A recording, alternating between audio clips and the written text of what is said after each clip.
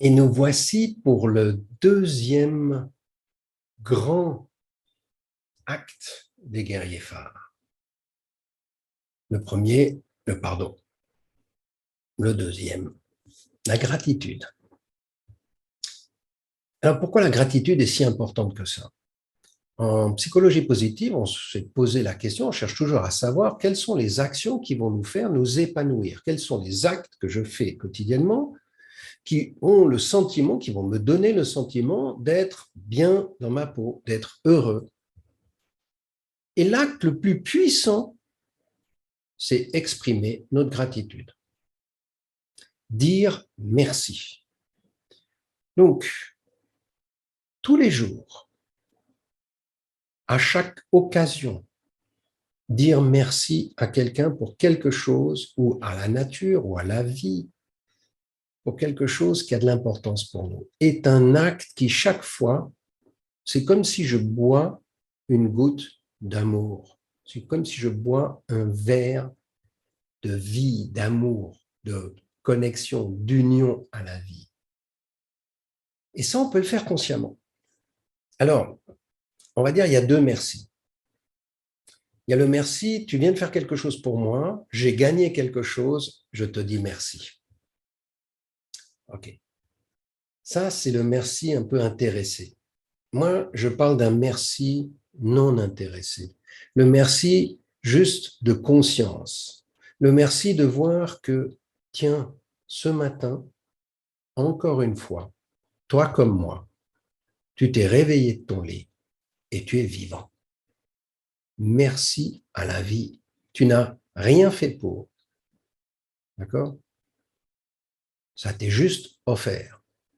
L'air que tu vas respirer, les 20 000 à peu près respirations que tu vas faire dans la journée, tu n'as rien fait. Ça t'est offert. Tu remarques qu'on est peut-être en train de la polluer un petit peu, mais tu sais toujours respirer. D'accord? Donc, déjà, rien que de dire merci à la vie. Et puis, bien sûr, le moment où tu ouvres tes yeux, si tu as quelqu'un à côté de toi, déjà, lui dire merci d'être à tes côtés.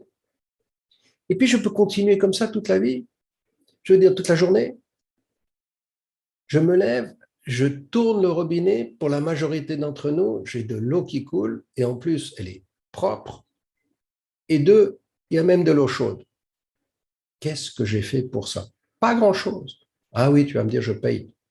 Oui, mais tout le travail qu'il y a derrière, tout ce qu'on fait en sorte que tu aies de l'eau qui a été purifiée, que l'eau, elle est chaude, merci.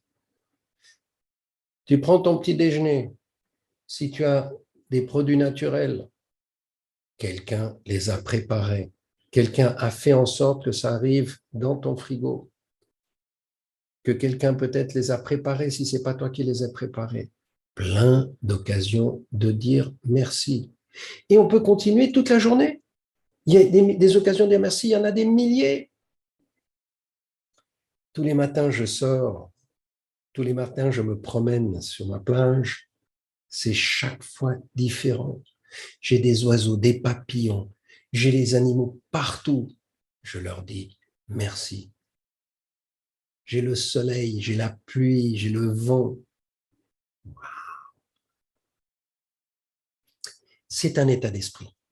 Et avec cet état d'esprit, lorsqu'on commence à dire merci, et tu verras qu'on va même commencer à dire merci à des occasions qui sont moins drôles, des choses qui vont nous déranger.